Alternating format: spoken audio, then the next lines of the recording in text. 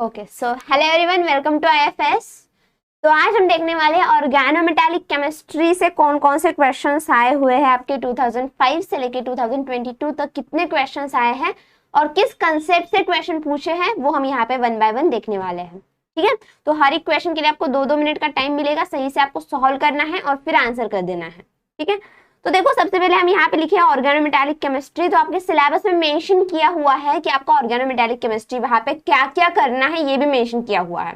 तो जितना दिया है उतना ही आपको परफेक्टली करना है। For example metal carbonyl, carbonyl frequency, Wilkinson catalyst, तो ये जो मेटालो कैटलिस्ट, तो ये सारी जो पार्ट आपको दिए हुए हैं उतना ही आपको मोर देन सफिशिएंट आपको सही से रीड कर लेना है।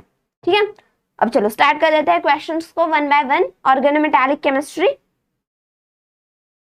तो पहले हम डिस्कस करेंगे एमसीक्यू टाइप के क्वेश्चंस, फिर हम करेंगे एमएसक्यू और फिर करेंगे NAT type question, that is numerical answer type question. सबसे पहले करेंगे एमसीक्यू। ठीक है, देखो एमसीक्यू क्वेश्चंस अगर आप देखोगे तो सबसे पहले आपको दिया हुआ है कुछ इस तरह से। तो ये क्वेश्चन आपको दिया हुआ है, सबसे पहले जब भी ऑर्डर वाला क्वेश्चन आपको सही से सॉल्व करना है। ठीक है, ऑर्डर वाला जब भी क्वेश्चन आए, इस कंसेप्ट को मैं आपको यहाँ पे बहुत डिटेल में बताने वाली हूँ, जिससे कोई भी क्वेश्चन अगर आपका आए, कार्बोनिल फ्रीक्वेंसी हो, एमसी बॉन्ड फ्रीक्वेंसी हो, तो उसमें आपको सही से अटेम्प्ट कर सको। ये इतना मैं आपको यहाँ पे बताने वाली हूँ। ठीक है, देखो सबसे पहले क्वेश्चन आपका आया हुआ है आईआईटी जैम 2021 में, रिसेंटली क्वेश्चन पूछा गया है। क्वेश्चन क्या दिया हुआ है, क्वेश्चन को पढ़ लेते हैं। The correct order of MC bond, देखो ध्यान में रखना है यहाँ पे मेटल टू कार्बोनिल, मतलब मेटल टू कार्बन बॉन्ड के बारे में यहाँ पे डिस्कशन हो रहा है। ठीक है, बॉन्ड स्ट्रेचिंग फ्रीक्वेंसी आपको बतानी है एमसी बॉन्ड की। गिवन एटॉमिक नंबर दिया हुआ है 22, 23, लाइक सिंपल आपको दिया हुआ है। अब जब भी कोई ऐसा क्वेश्चन पूछा जाए जहाँ पे ऑर्डर पूछी जाए, ठीक है, मैं आपको सबसे पहले आपको बताने वाली हूँ कि इसको कैसे सॉल्व करते हैं। ठीक है, कंसेप्ट वाइज बताने वाले हैं। तो सबसे पहले चलो स्टार्ट कर देते हैं कि मान लो कि हमारे पास निगेटिव चार्ज ऑन कार्बोनिल है, negative charge on carbonyl, metal carbonyl लिख देते हैं, negative charge on metal carbonyl. अब ये क्या कर देता है, सबसे पहले देखो, अब निगेटिव चार्ज है, इसका मतलब उसके पास क्या है, इलेक्ट्रॉन डेंसिटी ज्यादा है। तो इलेक्ट्रॉन डेंसिटी ज्यादा होने के कारण ये क्या कर देता है, causes the lower ability of metal, the lower ability of metal to attract electron.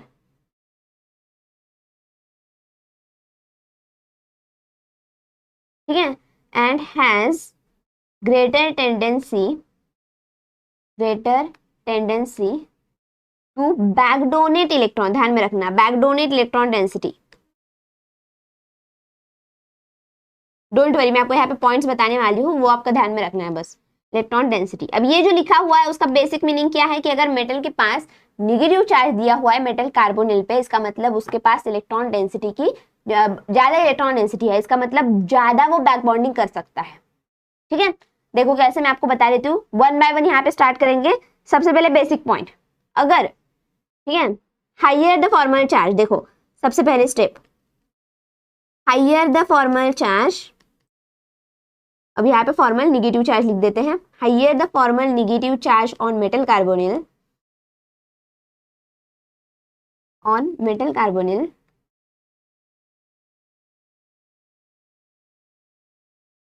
More will be the density, देखो यहाँ पे मोर will be the tendency of metal,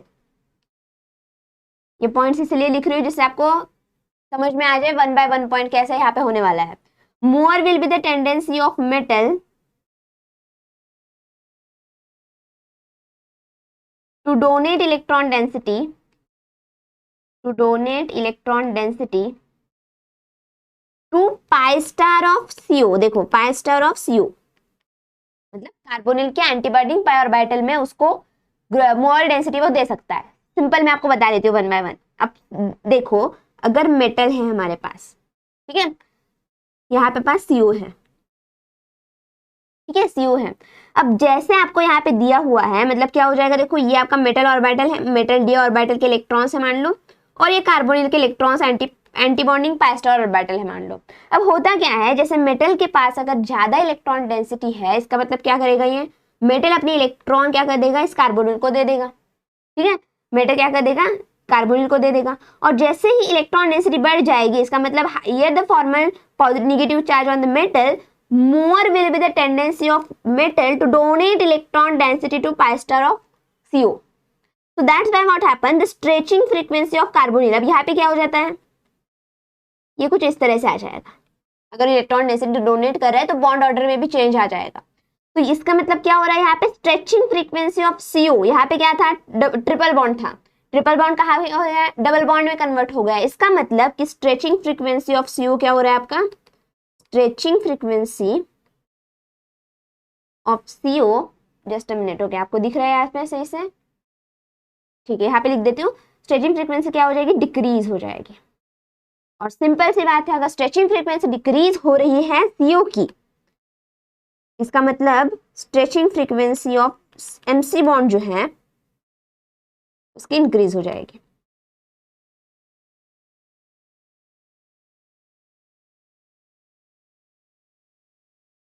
और एक बार सही से देखो, जब भी मेटल के पास हायर इलेक्ट्रॉन डेंसिटी होती है, इसका मतलब वो बैकडोन अपनी इलेक्ट्रॉन डेंसिटी कार्बोनिल के anti bonding pi star orbital में डाल देगा। इसका मतलब क्या हो जाएगा, मेटल का जो ये सिंगल बॉन्ड है, इलेक्ट्रॉन डेंसिटी देने की वजह से ये कन्वर्ट हो जाएगा डबल बॉन्ड में, और जो कार्बोनिल का ट्रिपल बॉन्ड है वो कन्वर्ट हो जाएगा डबल बॉन्ड में। इसका मतलब आपका जो formal negative charge on metal है वो जब इंक्रीज हो जाता है, इसका मतलब CO की स्ट्रेचिंग फ्रीक्वेंसी डिक्रीज हो जाती है, और M bond C, that is metal and carbon का जो बॉन्ड है उसकी स्ट्रेचिंग फ्रीक्वेंसी बढ़ जाती है। समझ में, ठीक है। अब ये हमने नेगेटिव चार्ज के हिसाब से देख लिया, पॉजिटिव चार्ज के हिसाब से देख लेते हैं। देखो अब पॉजिटिव चार्ज के हिसाब से देख लेते हैं। तो अगर higher the formal positive charge, higher the formal positive charge on a metal carbonyl, ठीक है, ऑन अ मेटल कार्बोनिल, मतलब मेटल कार्बोनिल पे अगर पॉजिटिव चार्ज है, देखो अगर मेटल कार्बोनिल पे पॉजिटिव चार्ज है तो यहाँ पे क्या हो जाएगा, lower will be the tendency of metal to back donate electron density to, अगर इलेक्ट्रॉन डेंसिटी है तभी वो कार्बोनिल के एंटी बॉन्डिंग में दे सकता है, अगर नहीं है इलेक्ट्रॉन डेंसिटी तो कैसे बैक बॉन्डिंग होगा, नहीं होगा। तो इसलिए बैक बॉन्डिंग क्या हो जाएगी, डिक्रीज हो जाएगी। तो lower will be the tendency of metal to back donate electron density to pi star of CO।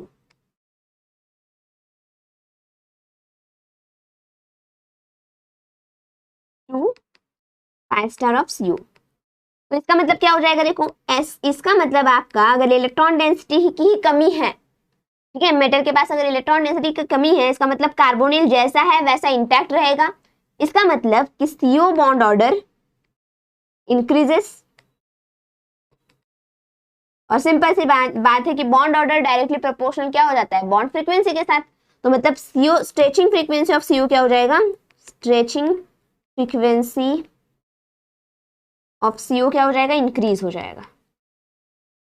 और CO की अगर इंक्रीज हो रही है, डेफिनेटली जो मेटल कार्बन बॉन्ड है उसकी स्ट्रेचिंग फ्रीक्वेंसी क्या हो जाएगी, डिक्रीज हो जाएगी। तो stretching frequency of MC bond decreases.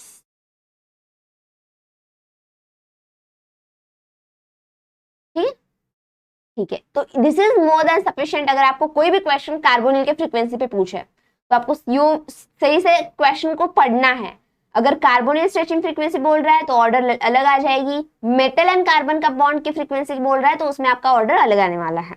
ठीक है, अब देखो इसके हिसाब से आप डायरेक्टली बता दोगे कि आपका क्या होने वाला है, निगेटिव चार्ज जैसे बढ़ेगा MC बॉन्ड स्ट्रेंथ क्या होने वाली है, यहाँ पे बढ़ने वाली है। यहाँ पे मैं ये कर देती हूँ,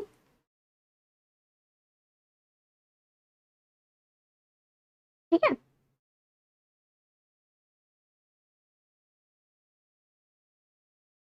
ठीक, अब बता दो आंसर क्या हो सकता है। डायरेक्टली आप बता दोगे कि यहाँ पे जैसे नेगेटिव चार्ज बढ़ता है तो ऑप्शन क्या हो जाएगा, ऑप्शन आपका C यहाँ पे सही होने वाला है। ठीक है, ऑप्शन C आपका क्या हो जाएगा, सही हो जाएगा, क्योंकि नेगेटिव चार्ज यहाँ पे है, ये माइनस चार्ज दिया हुआ है, फिर आपको यहाँ पे चार्ज नहीं है और यहाँ पे आ जाएगा प्लस चार्ज। तो ऑप्शन क्या होने वाला है, ऑप्शन सी आपका यहाँ पे सही होने वाला है। ठीक है, ठीक, चलते हैं नेक्स्ट क्वेश्चन पे। देखो ये क्वेश्चन आपको बहुत ही इजी क्वेश्चन दिया हुआ है आपको ये वाला। देखो IIT JAM 2021 उसी साल और एक क्वेश्चन आपको पूछा गया है ऑर्गेनोमेटालिक केमिस्ट्री से। तो ऑर्गेनोमेटालिक केमिस्ट्री आपका इंपॉर्टेंट टॉपिक है, ध्यान में रखना। ठीक है, देखो for the following reactions the metal carbonyl X and Y are. अब ये रिएक्शन जो दी हुई है कुछ इस तरह से है, देखो मैं यहाँ पे लिख देती हूँ आगे। ये रिएक्शन कुछ इस तरह से है, Na है निकेल जो सॉलिड स्टेट में है, प्लस 4 ऑफ CO रहेगा गैसियस स्टेट में, तो इसका आपका बन जाएगा NiCO4। ठीक है, NiCO4 इसको बोलते हैं मॉन्ड प्रोसेस। निकेल कार्बोनिल बनता है, इसको बोलते हैं मॉन्ड प्रोसेस, तो NiCO4 बन जाएगा। और नेक्स्ट क्या है, that is next one is FeCl2 plus ये आपका है क्या, ओके, ट्वाइस ऑफ NaCH5। तो सिंपल सी बात है, ऐसे क्या बन जाएगा आपका Fe, ये ध्यान में रखना 5 C5H5 हो जाएगा 2 प्लस ट्वाइस NaCl आ जाएगा। अब यहाँ पे बता देती हूँ कैसे है, देखो NiCO4, देखो NiCO4 स्टेबल है। ठीक है, NiCO4 देखोगे इलेक्ट्रॉन काउंट मेजर करो, Ni रहेगा आपका 0 ऑक्सीडेशन स्टेट में, तो इसका 10 आ जाएगा, प्लस ये 4 × 2 तो इसका 8 आ जाएगा, तो 18 रहेगा, तो ये स्टेबल कंपाउंड रहेगा। और सेकंड देखोगे दिस इज Fe विद μ5 कैसे होगा, क्योंकि ये 5 का मतलब क्या हो जाता है, कुछ इस तरह से होता है स्ट्रक्चर Fe और कुछ इस तरह से। ठीक है, तो मतलब पांचों कार्बन को क्या कर देता है, वो हेप्टेसिटी इसकी होती है 5, इसलिए यहाँ पे 5 मेंशन किया रहता है। तो मतलब क्या हो जाएगा, Fe कितना रहेगा, देखो Fe का ऑक्सीडेशन स्टेट आपका यहाँ पे आ जाएगा +2। ठीक है, ऑक्सीडेशन स्टेट के हिसाब से चलते हैं, उसके बाद न्यूट्रल मेथड के हिसाब से चलते हैं। Fe क्या हो जाएगा, scandium, titanium, vanadium, chromium, manganese, iron, तो ये हो जाएगा 8 प्लस ये क्या हो जाएगा 5, तो ये हो जाएगा 10, तो यहाँ पे भी 18 आ जाएगा, तो ये भी आपका स्टेबल कंपाउंड रहेगा। तो आंसर क्या आ जाएगा, सही से देखना, यहाँ पे म्यू होना चाहिए। सबसे पहले NiCO4 होगा, तो ये तो काट दो। अब बाकी वाला देखोगे तो यहाँ पे μ5 है, यहाँ पे μ1 है, तो ये काट दो। यहाँ पे आंसर क्या आ जाएगा, ये ऑप्शन आपका यहाँ पे सही आ जाएगा। ठीक है, ठीक है, अब चलते हैं नेक्स्ट पे। देखो ठीक है, यहाँ पे मैं बताना चाहूंगी, यहाँ पे एक्चुअली है PH। यहाँ पे मैं और एक बार इसको रिवाइज कर देती हूँ, यहाँ पे ये क्वेश्चन एक्चुअली मिसप्रिंट है। ठीक है, मैं क्वेश्चन को देख लेती हूँ, जस्ट अ मिनट। क्वेश्चन आपका कुछ इस तरह से है, देखो पहला आपको दिया हुआ है सही से, सेकंड वाला होगा PPH3 होगा, यहाँ पे होगा PPH3। ठीक है, PPH3 होगा, बाकी वाला PPH2 हाँ सही है, बाकी वाला सही है। और यहाँ पे आपको pK की वैल्यू पूछी है। ठीक है, तो सबसे पहले देखो, जब भी कोई ऑर्डर वाला क्वेश्चन आए सही से आपको देखना है, क्योंकि यहाँ पे एक भी अगर आपने मिस कर दिया तो वहां पे आपका आंसर 0 आने, मतलब मार्क आपको 0 मिलने वाले हैं। देखो सबसे पहले आपको जो दिया हुआ है, ठीक है, आपको जो दिया हुआ है सबसे पहले ये क्या है आपका, हमेशा ध्यान में रखना, जो मेटल कार्बोनिल हाइड्राइड है, ये एसिडिक इन नेचर होते हैं, आर एसिडिक इन नेचर। ठीक है, एसिडिक इन नेचर। अब यहाँ पे सबसे इंपॉर्टेंट अगर आप देखोगे तो यहाँ आपको सब्स्टिट्यूएंट अलग अलग दिए हुए हैं, एक दिया हुआ है PPH दिया हुआ है, एक POH दिया हुआ है और एक PPH3 दिया हुआ है। इसका मतलब क्या है, सबसे पहले हम क्या करेंगे, सबसे पहले हम देखेंगे कि कौन सा वाला एसिडिक है। पहले एसिडिटी ऑर्डर से चलते हैं, एसिडिटी ऑर्डर से चलते हैं। ठीक है, मैं बता देती हूँ, देखो आगे बता देते हैं। देखो पहले चलते हैं एसिडिटी ऑर्डर से। अब होता क्या है, एसिडिटी ऑर्डर मतलब आपको ध्यान में रखना है कुछ इस तरह से, देखो ठीक है।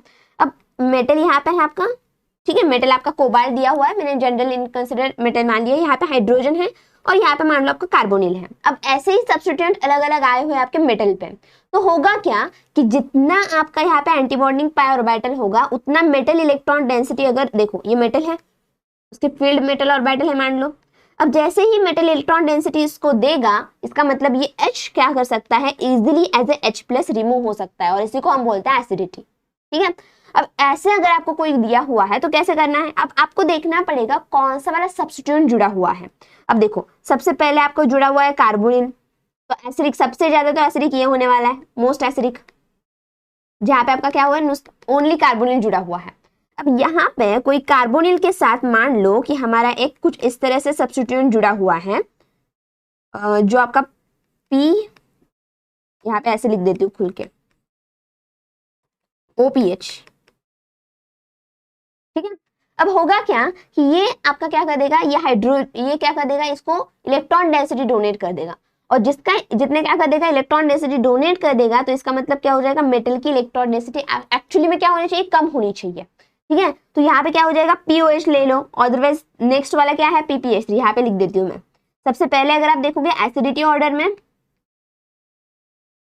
पहले तो कार्बोनिल आपका है ही, लेकिन कार्बोनिल के बाद अगर आप देखोगे तो आपका आने वाला है दैट इज POH थ्राइस, ये वाला अगर आ जाएगा कार्बो, फिर आपका आ जाएगा जिसमें क्या होने वाले, PH3 होने वाला है। यहाँ पे हो जाएगा PPH3, just a minute, PPH3 हो जाएगा, और फिर आपका आ जाएगा PPH3 ट्वाइस। ठीक है, ये वाला PPH3 ट्वाइस है। तो यहाँ पे अगर आप देखोगे PPH3 ट्वाइस दिया हुआ है, यहाँ पे PPH3 दिया हुआ है, just a minute.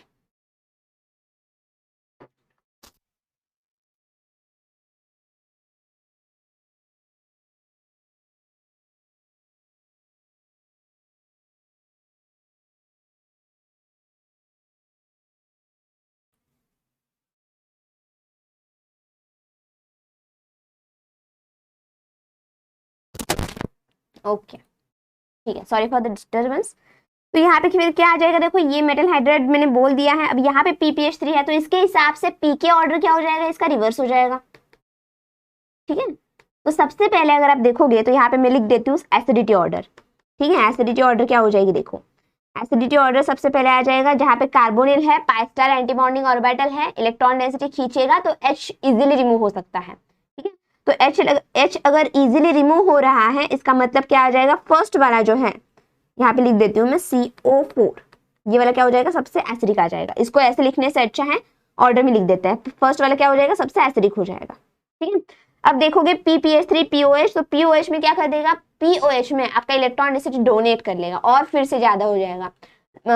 Sorry, oxygen क्या करेगा, इलेक्ट्रॉन डेंसिटी खींच लेगा। तो यहाँ पे जैसे खींचेगा मतलब H+ की as compare to carbonyl tendency कम हो जाएगी। तो इसका क्या आ जाएगा आंसर, देखो फर्स्ट के बाद आपका आ जाएगा थर्ड, जहाँ पे POH रोल प्ले करेगा। उसके बाद होगा आपका PPH3, तो ये आपका आ जाएगा सेकेंड एसिडिटी के ऑर्डर में, और फिर आपका जाएगा ये। ठीक है, अब पीके अगर आप देखोगे, पीके ऑर्डर देखोगे तो क्या हो जाएगा, देखो फोर्थ, फिर सेकेंड, फिर थर्ड एंड देन फर्स्ट। तो ऑप्शन क्या आ जाएगा, ऑप्शन सी आपका यहाँ पे सही आ जाएगा। ठीक है, तो इसको थोड़ा सा आपको पढ़ना पड़ेगा, जब पढ़ोगे क्वेश्चन को प्रैक्टिस करोगे तभी आपको ये क्वेश्चन आ सकते हैं। ठीक, चलते हैं नेक्स्ट क्वेश्चन पे। देखो ये वाला क्वेश्चन वैसे ही है और कुछ नहीं है, यहाँ पे दिया हुआ है। देखो IIT JAM 2020 का क्वेश्चन दिया हुआ है। देखो रिसेंटली ही बहुत सारे क्वेश्चंस आपके इस कंसेप्ट से पूछे गए हैं। The correct order of CO vibrational stretching frequency in the following complex. अब यहाँ पे आपको ये तो सारा सेम दिख रहा है, चेंज कहाँ पे है, सब्स्टिट्यूएंट पे चेंज है। ठीक है, सब्स्टिट्यूएंट पे चेंज है। अब जब भी कोई ऐसे क्वेश्चन आपको आ जाए जहाँ पे सब्स्टिट्यूएंट पे चेंज है, इसका मतलब आपको क्या करना है, आपको देखना है कि वो पाई एक्सेप्टर है या पाई डोनर है। ठीक है, तो पाई एक्सेप्टर एबिलिटी अगर आप देखोगे, पाई एक्सेप्टर एबिलिटी अगर आप देखोगे तो किसकी ज्यादा है, देखो पाई एक्सेप्टर एबिलिटी आपकी हो जाएगी PH3 की ज्यादा, फिर आ जाएगा PCl3, और फिर आ जाएगा POMe3, क्योंकि ये डोनेटिंग हो जाएगा क्योंकि ऑक्सीजन के लोन पेयर है। एक्सेप्टिंग के हिसाब से PPH। अब ये इसको कैसे रिलेट करना है, अब देखो मेटल है, यहाँ पे कोई ग्रुप है, पाई एक्सेप्टर ग्रुप है मान लो, और यहाँ पे पाई एक्सेप्टर ग्रुप है और यहाँ पे कार्बोनिल है। अब सिंपल सा पॉइंट है यहाँ पे कि यहाँ पे आप जब सॉल्व करोगे तो ये क्या आ जाएगा, देखो PF3 मतलब इलेक्ट्रॉन डेंसिटी अपनी तरफ खींचेगा। ठीक है, ज्यादा अपनी तरफ खींचेगा, मान लो PF3 है तो अपनी तरफ खींचेगा क्योंकि पाई एक्सेप्टर एबिलिटी ज्यादा है, अपनी तरफ खींचेगा। इसमें CO आपका इंटैक्ट रहेगा, जैसे आपका ट्रिपल बॉन्ड में है वैसे ही इंटैक्ट रहेगा। मतलब क्या हो जाएगा, इसमें उसका कार्बोनिक फ्रीक्वेंसी बढ़ जाएगी, CO की क्या हो जाएगी, कार्बोनिक फ्रीक्वेंसी क्या हो जाएगी, बढ़ जाएगी अगर PF3 है। तो मतलब PF3 फिर PCl3 और फिर ये, तो मतलब क्या आ जाएगा, देखो first then second and then third आ जाएगा। तो ऑप्शन क्या आ जाएगा आपका, ऑप्शन बी आपका यहाँ पे सही आ जाएगा। सबसे पहले PF3 pi acceptor ability directly proportional to बोल सकते हो स्ट्रेचिंग फ्रीक्वेंसी ऑफ CO। ठीक है, ओके चलते हैं नेक्स्ट क्वेश्चन पे।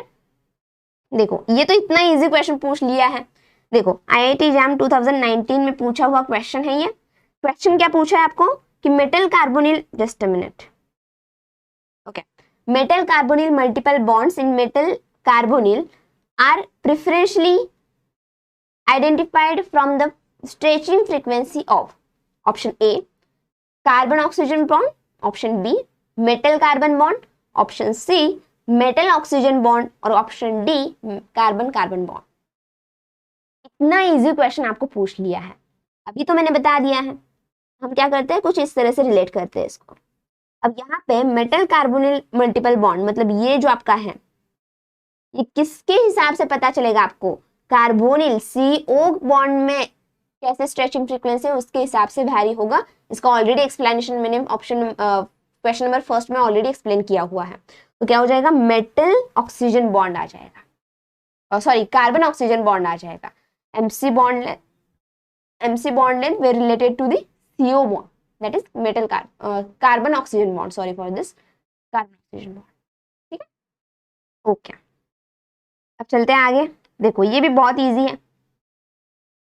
देखो क्वेश्चन आपको दिया हुआ है, IIT एग्जाम 2018 का क्वेश्चन आपके सामने है। क्वेश्चन दिया हुआ है द कॉम्प्लेक्स सेस दैट इज C6H मतलब बेंजीन है, डाइबेंजीन वैनेडियम एंड डाइबेंजीन, यहाँ पे डाइबेंजीन चाहिए, dibenzene chromium are both readily oxidise in air to their respective cations. Cations उन्होंने मेंशन भी किया हुआ है। The number of unpaired electron respectively are. बहुत ही सिंपल क्वेश्चन है, आपको दिया हुआ है कुछ इस तरह से, ठीक है, और ये कैटायन में कन्वर्ट होता है वो भी आपको दिया हुआ है, तो ज्यादा सोचने की जरूरत ही नहीं है। आपको बस क्या करना है, इसमें इलेक्ट्रॉन काउंट निकालना है सही से और फिर आंसर देख लेना है। अब भी देखोगे तो C6H6 मतलब ये हो जाएंगे 6 प्लस वैनेडियम है, तो वैनेडियम क्या हो जाएगा, देखो स्कैंडियम टिटेनियम वैनेडियम, तो ये आ जाएगा 5, ठीक है, 5 आ जाएगा, ओके। 6 × 2 है इसलिए वो, हाँ 6 × 2 12 हो जाएगा, 12 आ जाएगा C6H6 बेंजीन का, वैनेडियम का आ गया 5, तो ये आ जाएगा कितना, देखो 17 आ जाएगा, और +1 है, इसका मतलब आ जाएगा -1 करके 16, और ये इवन नंबर है। इवन नंबर मतलब क्या हो जाएगा, अनपेयर्ड इलेक्ट्रॉन्स नहीं रहेगा। इवन नंबर मतलब अनपेयर्ड इलेक्ट्रॉन्स नहीं रहेगा, तो अनपेयर्ड इलेक्ट्रॉन्स हो जाएगा यहाँ पे 0, तो ये ऑप्शन तो कट हो गया। अब यहाँ पे देख लेते हैं, यहाँ पे क्या हो जाएगा, यहाँ पे हो जाएगा C6H6, तो 6 × 2 हो जाएगा 12 प्लस क्रोमियम है, स्कैंडियम टिटेनियम वैनेडियम क्रोमियम, तो ये आ जाएगा 6, तो ये आ जाएगा 18,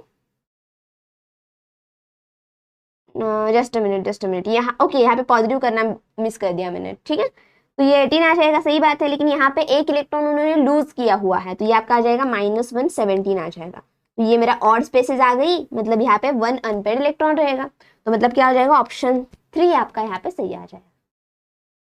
ऑप्शन 3 क्या हो जाएगा, यहाँ पे सही आ जाएगा, ठीक है। चलते हैं नेक्स्ट क्वेश्चन पे।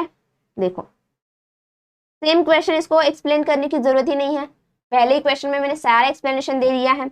यहाँ पे क्या आ जाएगा, देखो जैसे हमारे यहाँ पे क्या आंसर आ गया था, यहाँ पे आंसर आ गया था मेरा 3rd, मतलब यहाँ पे 3 आ गया है, ठीक है। अब यहाँ पे देख लेते हैं क्या आंसर आएगा।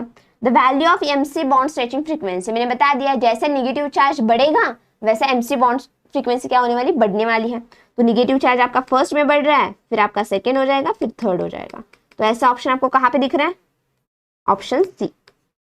ऑप्शन सी आपको यहाँ पे दिख रहा है, रेफर टू ऑप्शन 1 एक्सप्लेनेशन, 2017 का क्वेश्चन, इसलिए प्रीवियस ईयर क्वेश्चन सॉल्व करना बहुत इंपॉर्टेंट है।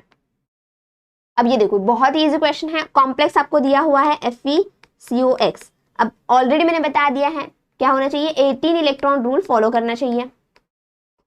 अब 18 इलेक्ट्रॉन रूल अगर फॉलो करना है तो 2015 का क्वेश्चन है ये, बहुत ही इजी क्वेश्चन। तो ये क्या हो जाएगा, Fe मतलब क्या हो जाएगा, देखो Fe का मतलब हो जाएगा कि scandium titanium vanadium chromium magnet iron, तो मतलब ये हो जाएगा आपका 8 प्लस 5, सॉरी यहाँ पे क्या हो जाएगा, एक CO आपको 2 इलेक्ट्रॉन देता है, तो 2x = 18 कर दो, क्या हो जाएगा, कुछ इस तरह से आ जाएगा, सिंपल 5 आंसर आपका आ जाएगा, ठीक है। 18 इलेक्ट्रॉन रूल फॉलो करो, आपको समझ में आ जाएगा आंसर क्या होगा। चलो ये वाला क्वेश्चन देखो बहुत इजी है, 2013 का क्वेश्चन आपके स्क्रीन पे, IIT एग्जाम 2013 का क्वेश्चन आपको दिया हुआ है that is the hybridization of central metal ion and the shape of Wilkinson catalyst. अब आपको यहाँ पे विल्किंसन कैटलिस्ट क्या होता है वो पता होना चाहिए। देखो विल्किंसन कैटलिस्ट, ठीक है, तो विल्किंसन कैटलिस्ट रहता है कुछ इस तरह से, 3 और Cl होता है, राइट। अब देखो यहाँ पे क्या होता है आपका RH, PPH3, PPH3, PPH3 and Cl। तो ये ध्यान में रखना ये आपका होता है स्क्वायर प्लेनर, और डेफिनेटली स्क्वायर प्लेनर है तो DsP2 हाइब्रिडाइजेशन आ जाएगा, ठीक है। तो ऑप्शन आ जाएगा आपका सिंपल सिंपल बेसिक क्वेश्चन आपको दिया हुआ है विल्किंसन कैटलिस्ट से। और ये भी बता देती हूँ मैं, जो विल्किंसन कैटलिस्ट है वो बहुत इंपॉर्टेंट है क्योंकि आपको हाइड्रोजनेशन प्रोसेस के लिए बहुत यूज हो जाता है, ठीक है, ठीक है। अब ये वाला क्वेश्चन देखो, यहाँ पे भी न्यू मिस कर दिया है, just a minute, okay. Among the following which is not pi bonded organometallic compound, question पूछा हुआ है 2012 का। देखो सिंपल है, सबसे पहले आपको दिया हुआ है, ये दिया हुआ है, इसको हम बोलते हैं वास्का कॉम्प्लेक्स,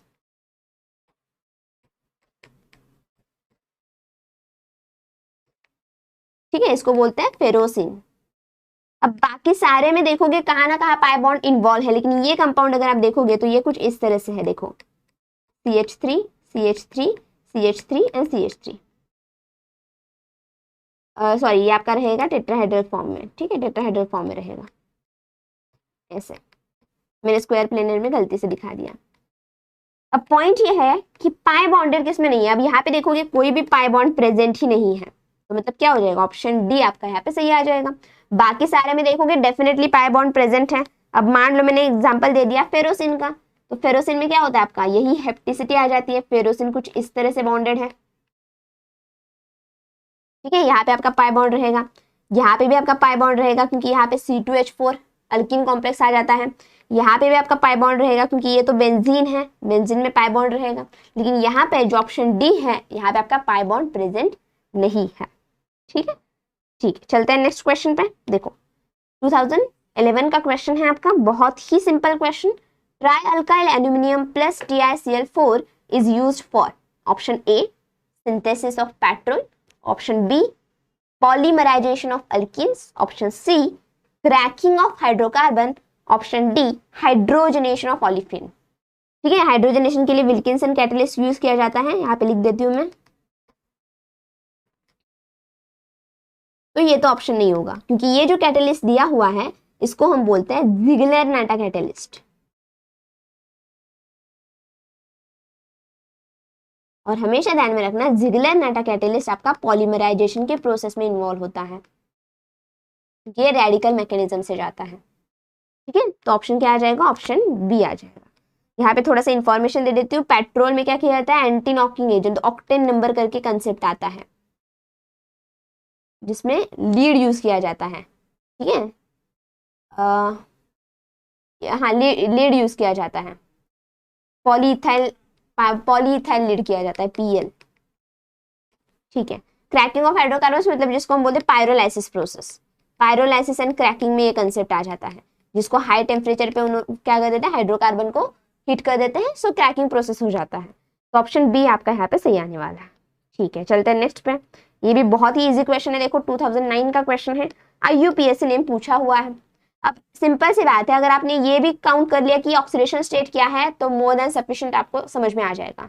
CO की ऑक्सीडेशन स्टेट होती है 0, तो Mn की भी क्या आ जाएगी 0, तो ये तो दो ऑप्शन आप ऐसे ही कट कर सकते हो। अब बचे दो ऑप्शन में क्या करेंगे, बचे दो ऑप्शन में आपको क्या दिया हुआ है 12, आपको 12 CO दिया हुआ है, इसका मतलब क्या हो जाएगा, डोडेका कार्बोनेट ट्राइमैंगनीज हो जाएगा, तो ऑप्शन आ जाएगा सी, ठीक है, ऑप्शन सी सही आ जाएगा। ऑप्शन आप ऑक्सीडेशन स्टेट के हिसाब से दो ऑप्शन तो आपने ऐसे एलिमिनेट कर दिए, इससे आप इजीली क्या कर सकते हो, ऑप्शन को फाइंड कर सकते हो। अब ये देखो 2008 में क्वेश्चन पूछा हुआ है, सिंपल है, द नेचर ऑफ लिगैंड, आपको ये कुछ इस तरह से लिगैंड दिया हुआ है, यहाँ पे MgBr दिया हुआ है, इसका मतलब क्या है, ये पॉजिटिव होगा तो ये निगेटिव आ जाएगा, तो ये सिंपल सी बात है, ये आपका लिगैंड किस तरह से आ जाएगा, ये आपका मोनोहेप्टो होगा, ठीक है, मोनोहेप्टो हो जाएगा क्योंकि एक ही आपका क्या कर सकता है, इसके साथ हेप्टिसिटी दिखा सकता है, μ1 आपका आ सकता है क्योंकि ये ऑलरेडी बाउंडेड है, ठीक है, ये ऑलरेडी बाउंडेड है। तो एक तो ये जो है उसके साथ ही क्या कर सकता है, ये अपनी लिगैंड दिखा सकता है, हेप्टिसिटी दिखा सकता है। ऑप्शन ए आपका करेक्ट आ जाएगा। अब ये भी बहुत ही इजी क्वेश्चन, बहुत इजी क्वेश्चन आपके ऑर्गेनोमेटालिक से पूछे हैं ऑलरेडी। बहुत मतलब प्रीवियस ईयर में अगर आप देखो 2005 2010 से बहुत इजी है, लेकिन अभी अभी थोड़े कॉम्प्लेक्स क्वेश्चंस जनरेट हो गए हैं जो आईआईटी जैम में पूछे जा रहे हैं। अब देखो सिंपल पूछा है, linear in linear metal nitrosyl the NO act as, option a 1 electron donor, option b 2 electron, option 3 electron, 4 electron. तो हमेशा ध्यान में रखना जब भी आपका मेटल नाइट्रोसिल लीनियर होता है, इसका मतलब वो आपका क्या करता है, 3 इलेक्ट्रॉन डोनर होता है। और जब भी वो बेंड शेप में रहता है, ध्यान में रखना डबल बॉन्ड ऑर्डर भी सही से देख लेना, जब भी वो बेंड शेप में रहता है वो आपका 1 इलेक्ट्रॉन डोनर होता है। ऑप्शन क्या आ जाएगा, ऑप्शन सी आपका यहाँ पे सही आने वाला है।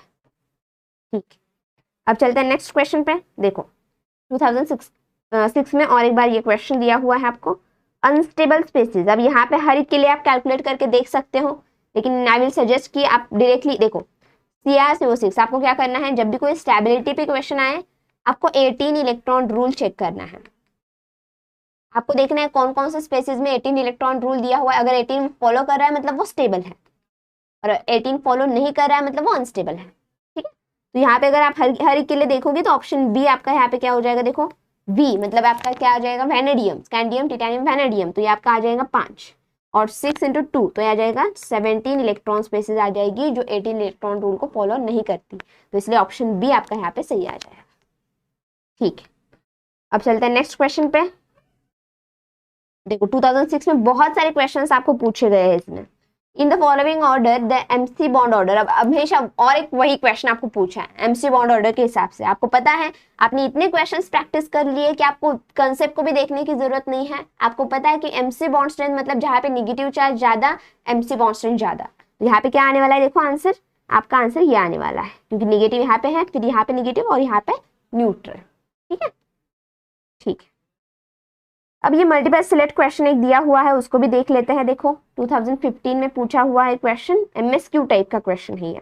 देखो सबसे पहले which of the following statement is are true about the transition metal alkene complex? Back bonding weakens the double bond of alkene।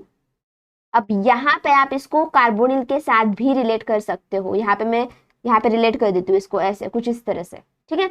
जैसे ही बैक बॉन्डिंग होती है कार्बोनिल को क्या कर देता है, वीक कर देता है, ट्रिपल बॉन्ड को डबल बॉन्ड में कन्वर्ट कर देता है। ऐसे ही कंडीशन आपकी होती है मेटल अल्किन के साथ भी। तो ये आपका सही है, ठीक है। MSQ टाइप क्वेश्चन है, यहाँ पे कौन सा वाला सही है पूछा है। Sigma bonding and back bonding synergistically strengthen the metal alkyne. Definitely synergistic, ये तो सही है। Electron withdrawing substituents on alkyne reduce back bonding. Electron withdrawing, देखो इलेक्ट्रॉन विड्रॉइंग अल्किन, अगर आप यहाँ पे देखोगे इलेक्ट्रॉन विड्रॉइंग अगर प्रेजेंट है तो डेफिनेटली यहाँ पे रिड्यूस नहीं तो इंक्रीज होने वाली है बैक बॉन्डिंग।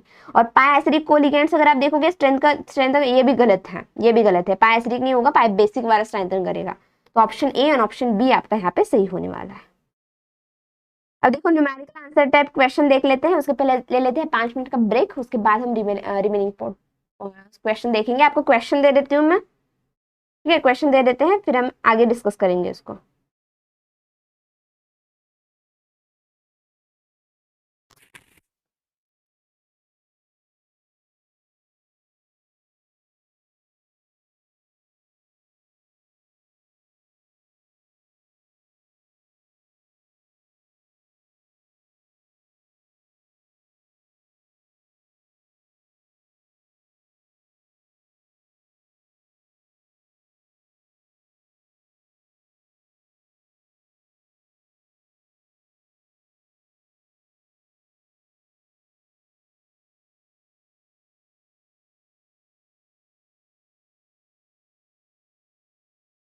ओके, नेक्स्ट वाला जो क्वेश्चन है that will belongs to the main group element, वो मेन ग्रुप में कवर किया जाएगा। अब यहाँ पे इंपॉर्टेंट टॉपिक्स मैं बता देती हूँ जो आपको ऑर्गेनोमेटालिक्स में पढ़ने हैं, बहुत इंपॉर्टेंट है, उसको लिख लेना सही से। दैट इंपॉर्टेंट सब topics from organometallic.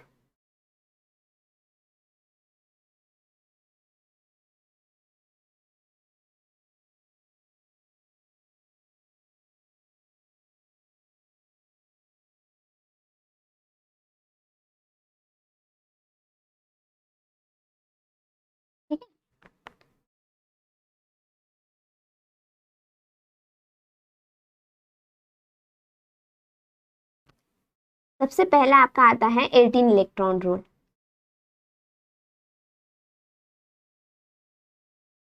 18 electron rule बहुत इंपॉर्टेंट है, ठीक है। उसमें आपका क्या कर सकते हो, यहाँ पे लिख भी देती हूँ मैं, स्टेबिलिटी के हिसाब से उसको रिलेट कर सकते हो, कौन सा वाला स्टेबल है, कौन सा वाला स्टेबल नहीं है, उसको रिलेट कर सकते हो।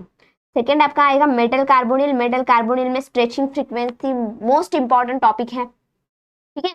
Metal carbonyl stretching frequency, stretching bond frequency. अब मेटल कार्बन कार्बन बॉन्ड के लिए पूछ सकता है, अदरवाइज कार्बोनिल के भी पूछ सकता है,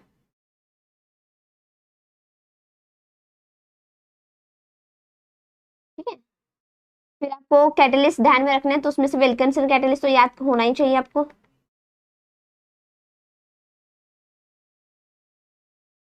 ठीक है। और नॉर्मल जो मेटल अल्किन कॉम्प्लेक्स है, वो एक बार आपने मेटल कार्बोनिल कर लिया, उसको ही आप रिलेट कर सकते हो, ठीक है। तो बुक्स में आपको यहाँ पे अजय कुमार की बुक है, वो यूज कर सकते हो आप। अजय कुमार की बुक है, उसमें बहुत कुछ आपको दिया हुआ है डिटेल में, कंसेप्ट पढ़ना है तो ये बुक आप रेफर कर सकते हो, ठीक है। नोट डाउन करो। I will wait for 5 minutes, then we will resume this session.